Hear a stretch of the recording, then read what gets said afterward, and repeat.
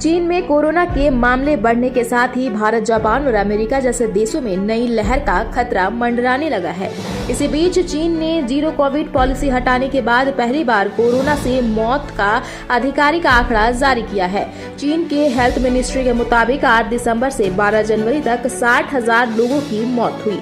मरने वाले ज्यादातर लोग की उम्र 65 साल से ज्यादा थी। दिल्ली के उप मुख्यमंत्री मनीष सिसोदिया के घर पर सीबीआई का छापा पड़ा है। इसकी जानकारी सबसे पहले मनीष सिसोदिया ने खुद दी है। मनीष सिसोदिया ने ट्वीट करते हुए कई गंभीर आरोप लगाए हैं। सिसोदिया ने कहा कि उन्होंने ईमानदारी से दिल्ली के बच्चों के लिए शिक्षा का काम किया है। मनीष सिसोदिया ने इस छापेमारी को लेकर कहा है कि सीबीआई का दफ्तर में स्वागत है। उन्होंने आगे भी लिखा कि सीबीआई उनके घर पर ही छापा मार चुकी है, उनके गांव भी पहुंच चुकी है। मनीष ने लिखा कि सीबीआई को उनके खिलाफ ना कुछ मिला ना ही कुछ मिलेगा।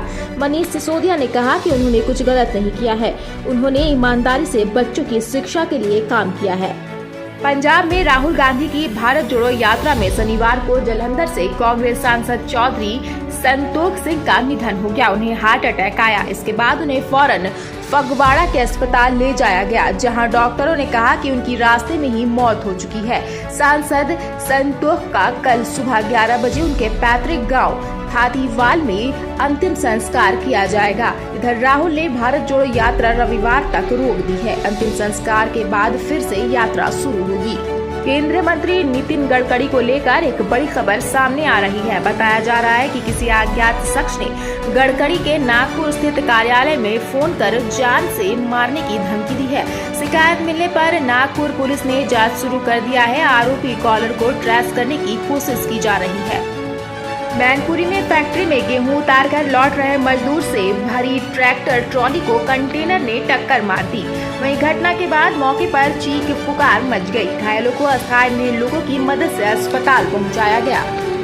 मोरगा चौक प्रभारी वैभव तिवारी ने बताया कि शिव और चंदन एक ही गांव के रहने वाले थे। शिव को भी काफी चोटें आई हैं। मिनी ट्रक संचालक संतोष गुप्ता भिलाई का रहने वाला है। उनकी हालत भी गंभीर बनी हुई है।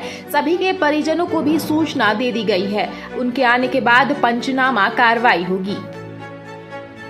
गोहाना के गांव रबड़ा में खेत में गए किसान पर ताबड़तोड़ गोलियां बरसाकर उसकी हत्या कर दी गई। किसान को 5-6 गोलियां मारी गई और उनकी मौके पर मौत हो गई। उनके भांजे विनोद ने भी भागकर जान बचाई। 2 हमलावर बाइक पर आए थे। पुलिस ने मौके पर पहुंचकर जांच शुरू कर दी है।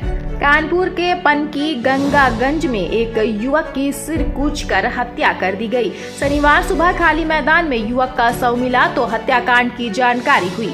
इलाके में रहने वाले परिजनों ने मौके पर पहुंचकर शिनाख्त की। इसके साथ ही एफआईआर दर्ज करने की पनकी थाने में तहरीर दी गई है। झारखंड सरकार ने बड़ा फैसला किया है। इस फैसले के तहत स्वास्थ्य विभाग के अधीन काम कर रहे संविदा कर्मचारियों की नौकरी अब नियमित करने की प्रक्रिया शुरू हो गई है। संविदा कर्मियों के लिए यह बड़ी खुशखबरी है। संबंधित विभाग के उप सचिव ध्रुव प्रसाद ने राष्ट्रीय स्वास्थ्य मिशन झारखंड के अभियान निदेशक को पत्र लिखकर संविदा कर्मियों का विस्तृत प्रतिवेदन मांगा है। भाजपा के पूर्व मंडल अध्यक्ष सुमित केसरी को मंगलवार को बदमाशों ने गोली मार दी थी। इलाज के दौरान सुमित केसरी की शनिवार को मौत हो गई। बीजेपी नेता की मौत के बाद हजारों की संख्या में आक्रोशित लोग सड़क पर उतर गए। रांची रिंग रोड में कुहासे के कारण एक ट्रेलर सड़क पर खड़े ट्रक से जा भिड़ी। इस हादसे में एक की मौत हो गई। भीषण सड़क हादसे में ट्रेलर के कैबिन के परखच्चे उड़ गए। पुलिस ने शव को पोस्टमार्टम के लिए भेजा है।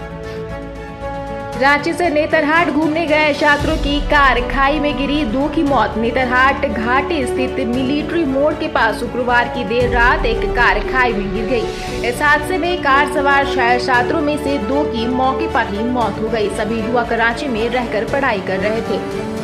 हुमा कुरैशी को बॉलीवुड में लाने का श्रेय जाता है डायरेक्टर अनुराग कश्यप को। उन्होंने फिल्म गैंग्स ऑफ वसेपुर में इन्हें चांस दिया था।